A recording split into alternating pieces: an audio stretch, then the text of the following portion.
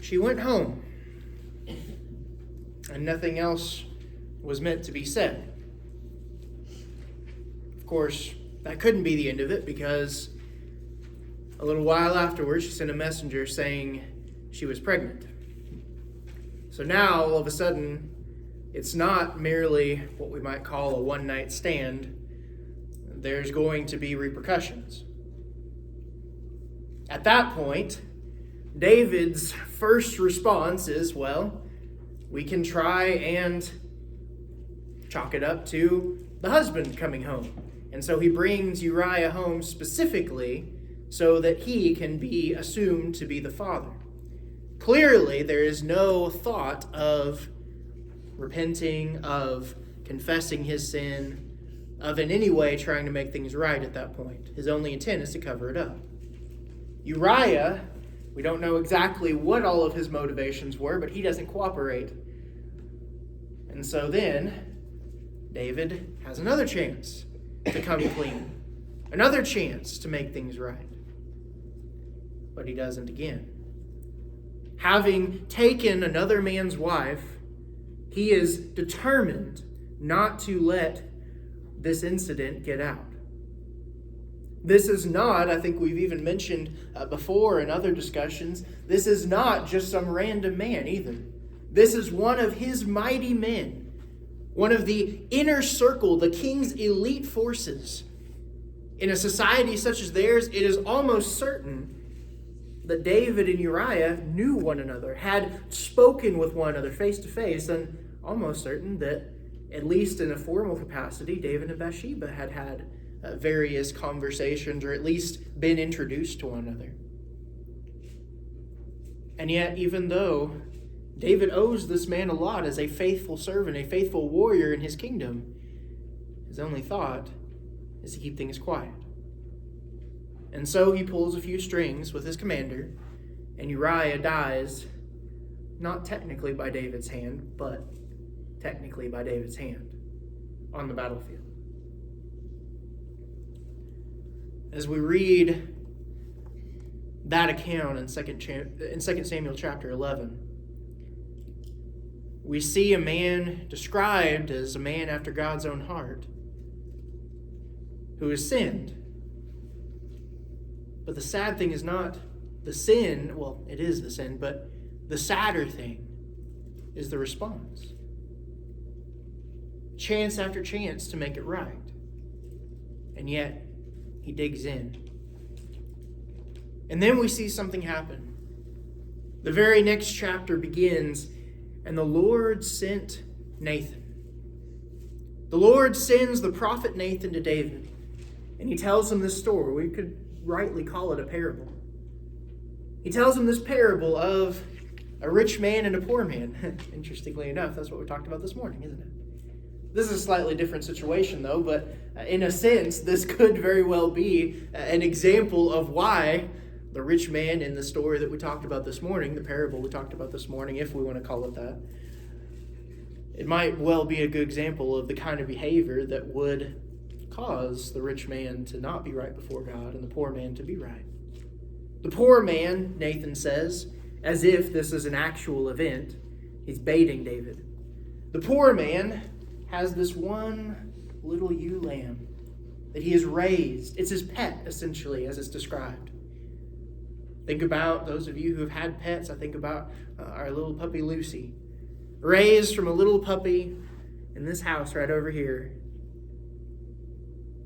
And in the process of time, a rich man who has flocks and herds abundantly takes that one little pet of the poor man and slaughters it because there happens to be a visitor coming and he doesn't want to waste his own. Of course, David understandably responds with anger and is not willing to just have the rich man pay back what would normally be required under the law. He wants the man to die. At which point, I'm sure we all remember, Nathan very boldly a lowly prophet standing before a king, says, "You are the man. You have taken the wife of Uriah," a faithful servant of yours, by the way. "You have taken the wife of Uriah, the one thing he had to hold dear in life. You have taken that from her, or from him, and killed him." Here is where David has a choice. Another choice. A different choice. He had choices leading up to all this that only relied on his conscience, only relied on what he would do based on what he knew he had done. But now he has a choice because someone got in his face and said, "You messed up. You did wrong. You sinned, David. And this should not stand. This cannot stand because God will not allow it." That is when David finally says, "I sinned." I want us to think for a few minutes this evening, not about the actual sin of David and Bathsheba, not about all the intricacies of that event and the details. Why was Bathsheba on the roof? Why was David in Jerusalem and not gone? That's been talked about a lot, and we could, of course, talk about that in detail. I want us to think specifically about David's response in light of how we tend to respond to sin. And I want us to think first, as we begin, by asking the question, how do I take criticism? How do I take criticism? Speaking personally, I don't always take it super well. And I think most everyone can relate to that. I don't know anyone who enjoys criticism unless they have some kind of self-harm complex or something like that. People don't naturally like being criticized. People don't naturally like being told they're wrong. That's not normal to enjoy that. It's not natural. We don't like criticism. We don't like that. And even as we talked about in class this morning, if we are criticized, if we are accused, if we are whatever word we want to put in there, our first response is to be defensive, isn't it? Our first response is, "Hey, no, who are you to say that to me?" And yet, ironically, after he had gone to such lengths to hide his sin, that wasn't David's response. Instead, not only in 2 Samuel, but even in other places, we see how deeply David took this criticism to heart. In Psalm 51, a psalm that we're told was written by David as essentially an expression of his sin after the sin with Bathsheba. He calls out to God. He says, "Against you, you only have I sinned." There's nothing remotely defensive in that psalm. There's nothing there that pushes back either against the accusation itself, against anyone who brought it. The only person he blames is himself. David certainly is taking what his son will one day pen to heart. "If you rebuke a wise man, he will be yet wiser." Proverbs chapter 9 and verse 9. I don't know, especially once we've dug in, especially once we've decided we're going to stick with a certain path, I don't know how many of us would have that response. How do we take criticism? If someone were to come up to you today and say, "What you're doing is not right," something maybe you've invested in, something maybe you at this point are going to have a really hard time backtracking on. That's not right. You got to change it. How would we respond to that criticism, to that accusation? In Galatians chapter 2, verses 11 through 14, Paul shares a confrontation he had to have with Peter. Peter, who had actually been the first to proclaim the gospel of the Gentiles, suddenly when he's around a group of, I guess we could say, fundamentalist Jewish Christians, people who are trying to bind the old law, trying to bind circumcision, all of a sudden he doesn't want to offend them. And so instead he chooses to offend his Gentile brethren who are doing nothing wrong. And Paul confronts him. Paul criticizes him. Paul accuses him and says, you are not doing what's right. You are being a hypocrite. And we see nothing in Peter of defensiveness, nothing in which he pushes back. Instead, we see, as the New Testament continues, Peter and Paul and all the apostles doing great work for the church.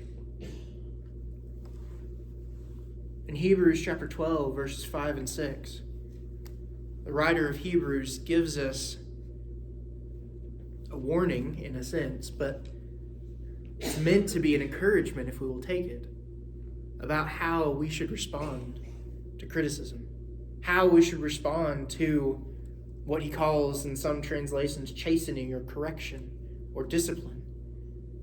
He reminds us who the Lord loves, he disciplines. He disciplines every son whom he receives. So if we're not being disciplined, he's not treating us like sons. Sometimes that will come in the form of consequences, as we're even going to talk about in a moment, but oftentimes that comes in the form of someone just straight up telling us we're wrong.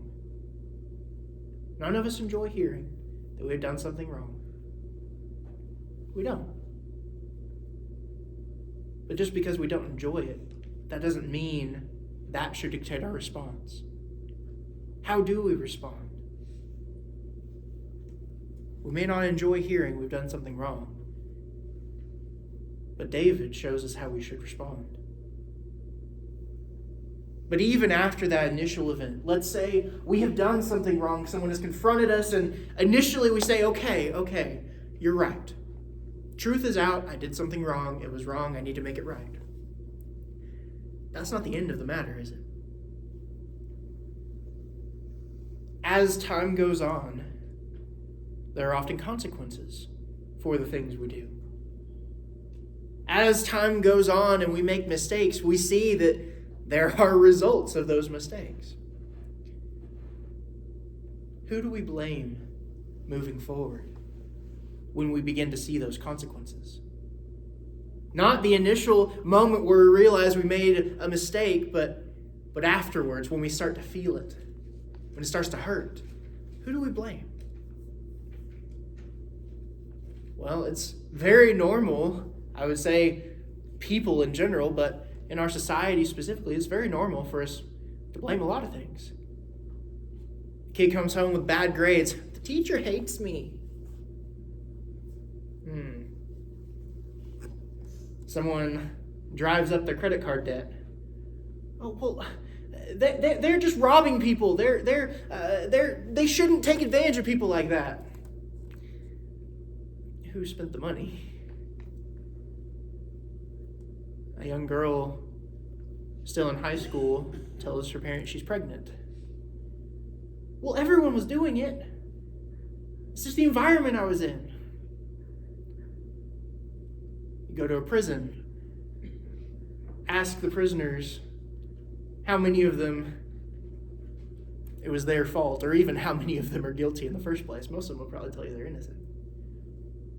But it was society's fault, or it was their father's fault who was never there for them, or this or that. Now, in all of those cases, I don't mean to imply there aren't other factors that affect those situations. But who had the choice? If we look throughout the rest of the book of 2 Samuel, the rest of David's life, he begins to see a lot of consequences. Initially, of course, we see in chapter 12, his son dies, the son that was conceived through that union between him and Bathsheba. But that's not it. The rest of David's life, it almost seems to go back to what it used to be. Remember when he was on the run from Saul? In the beginning of his life, he's forced to go into hiding. He's forced to essentially become a bandit in the hills. That ends up turning into his life again. One of his sons rapes one of his daughters. Another one of his sons starts a whole rebellion against him. He has to go on the run at that point. More people rebel. People curse him. People drive him out. People take his concubines for themselves. People publicly humiliate him. It would be very, very easy for David to become indignant. It would be very, very easy for David to say, I'm the king. I'm going to shut this down. Well, that's not to say he didn't defend himself when it became necessary. But there's even one instance in particular. I believe I included it in a specific mention in the handout. There's even a mention of a time when David is directly being ridiculed, being cursed. And his men want to take action. And David says no. God is going to handle it the way he's going to handle it. And it may be that he will see that I'm being done wrong. But it's in his hands. I'm paraphrasing, of course. Very similar to David's attitude when he's on the run from Saul. I won't touch the Lord's anointed. God is in control. It would have been so easy for David to blame so many different people. And were they to blame? Was Amnon to blame? Was Absalom to blame? Absolutely. But David recognized, in large part, this was a consequence that he had been warned would come because of his sin. David and Saul are laid in stark contrast in the books of Samuel. And there's a reason for that. We have a record of Saul being put in not actually a similar situation, literally speaking, but a similar choice having to be made. When Saul is told to attack the Ammonites, to wipe out the Ammonites, destroy everything, he comes back and Samuel immediately recognizes, just from the sounds of livestock that accompany the people, Saul has not done what he was told to do. But when he's confronted, number one, immediately Saul becomes defensive. But number two, do you remember what he does next? He shifts the blame. The people saved the livestock. The people wanted to save the king Agag. The people this, the people that. It was never his fault. He always was trying to shift the blame. Yes, are there those who cause a lot of harm around us and sometimes put us in situations that we didn't even do anything to deserve? Absolutely. We're not really talking about that. But when we find ourselves in a situation, even when there is partial blame to be laid elsewhere, but I know that I messed up and this is at least in part consequence for that, do I try and shift the blame, or do I accept the fact that if I make a mistake, I have to bear the consequences? In Luke chapter 15 and verse 18, we of course are in the middle of the parable of the prodigal son or lost son. There are a lot of people that the son might blame. Father, why'd you even give me the inheritance in the first place? You knew I shouldn't have it. You knew my motives were wrong. Why'd you even let me do that? Farmer, how dare you pay me with nothing, not even enough to feed myself, to where I'm so starving I want to eat what the pigs eat. Why wouldn't you give me a pig even, or let me eat the slop that you're not even allowing me to eat? All sorts of people he could blame, but you know what he says? I've sinned. I've sinned, I'm going to go back to my father. I'm going to say, Father, I've sinned before heaven and in your sight. No mention of anyone else being at fault. I'm no longer worthy to be called your son. Just make me one of your servants. We like to blame consequences on others when we are in fact responsible. Again, that doesn't mean every time something bad happens in our lives that we're responsible. It doesn't mean everything bad that happens in our lives is a consequence of our mistakes. But when we do face consequences of our mistakes, we love to blame others, other circumstances, other people, when we are in fact the ones responsible. David didn't do that, though. After all he went through to hide it, even resorting to murdering, by the way, not only Uriah, there were others who died because of David's efforts to kill Uriah. After all that, when he finally decides to repent, he doesn't go halfway. He doesn't ever try and shift the blame. He recognizes he is the one at fault. But I want us to ask a question as we begin to wrap up this evening. Why does David begin down this path? Not the path of sin. I'm talking about coming back from sin. The path of repentance. We already talked about it a little bit. It's because of Nathan. Nathan is the one who shakes him out of it. Left to his own devices, it doesn't appear David is ever going to switch direction. Nathan shakes him out of his focus on hiding it, his focus on staying in this situation. Do I have a Nathan in my life? Do I have someone who would be willing to do that? You know, in our society, we've become really good about creating echo chambers for ourselves. Whether that's on the internet, on social media, the people we hang out with, our friends. We create these echo chambers. An echo chamber is a place where you can go and all you hear are essentially the things you're putting out there. You never hear anything new. We create these scenarios where all we hear are things from people that agree with us, things from people who think like us, things from people who are not going to challenge us or give us anything that we really have never thought of or wouldn't agree with. That hurts in a whole lot of ways. And that's not at all what Scripture is meant to do, by the way. Scripture is meant to shatter our preconceived ideas, to destroy our echo chambers and make us think in a new way, because none of us are perfect. None of us truly understand and are living out what it means to be like Jesus perfectly. Now, are we doing our best? Yes, and that's what God asks for. But we all have room to grow. And yet we love to create these echo chambers. And especially when it comes to our spiritual walk, much less in general. We need Nathans in our lives. In Galatians chapter 6 and verse 1, there, Paul says, if anyone is caught in a transgression, you who are spiritual, restore such a one in a spirit of meekness, taking care for yourselves, lest you also be tempted. That's a direct command from the inspired apostle to correct, to confront sin in our brethren.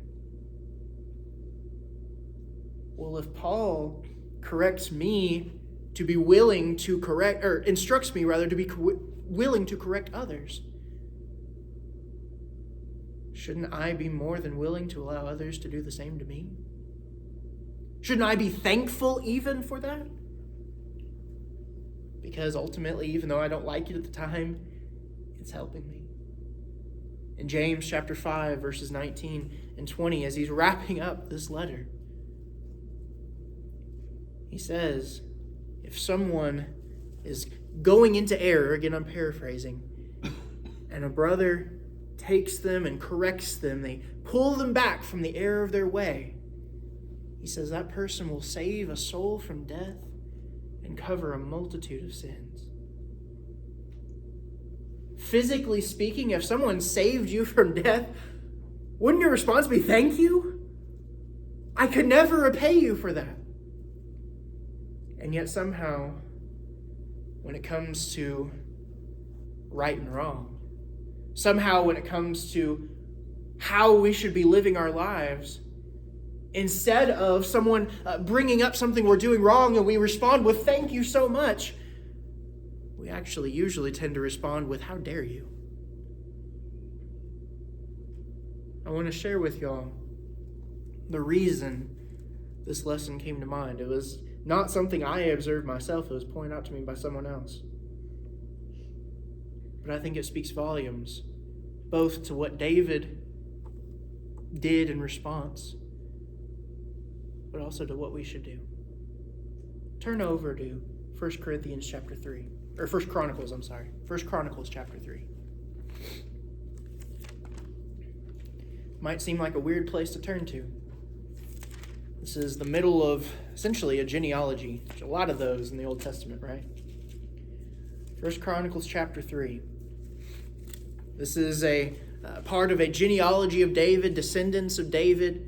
Of course, that's very important, both because David's so important in the history of Israel, but also because someone's going to come from the line of David who has been promised. Let's look in chapter 3. We see first the sons of David who were born to him in Hebron: Amnon and Daniel, Absalom, Adonijah. And it goes on. 6 were born to him in Hebron, verse 4, where he reigned for 7 years and 6 months. And he reigned in Jerusalem 33 years. These were born to him in Jerusalem, verse 5, Shimei, Shobab, Nathan, and Solomon. Incidentally, 4 by Bathsheba. Those 4 were sons of David and Bathsheba. Did you catch that? David named his son Nathan. He named his son after the man who called him out for his sin. I don't know if I'd want to talk to the man who had done something like that, much less name my son after him. That was David, though. That was his response. If you look at the timeline, obviously because it's Bathsheba, but also very clearly just in general, this was well after, not right after, but at least a couple years after all of those initial events happened. So this isn't a spur of the moment, a knee-jerk response. This is David very intentionally choosing to honor the man who looked him dead in the face as he had just told a story where David decreed that the man in the story should be killed, looked David in the face and said, "You are the man." That's the one David chose to honor. We all need a Nathan in our lives. But how many of us invite him in? We all need a Nathan in our lives, but far too often they have to force their way into having any impact. Nathan, initially, he was not welcome at all. And yet David chose, in the aftermath, to recognize, to admit what Nathan had done for him. How many of us invite Nathan in? How many of us surround ourselves with people who we know if we mess up, they'll call us out? They won't go along. They won't spare our feelings. I'm not saying they'll be rude or unkind. They'll call us out. They'll be straight up. Look, I care about you, so I'm going to tell you what you're doing is wrong. We need those people. Or else, David's story could have ended very differently. Our story can end very differently. So the question I want us to ask this evening, will you respond like David did? When someone comes to you and says something's not right, will you respond like David did? Will you shift the blame? Will you reject the accusation? Will you make all sorts of excuses? Will you invite people around you to be Nathans for you, to help you do what you need to do? Or will you confidently assert, I'm fine on my own. I don't need anyone else to tell me that? How well did that work for David? How will you respond? If there's anything we can do to help, please let us know as we stand and sing.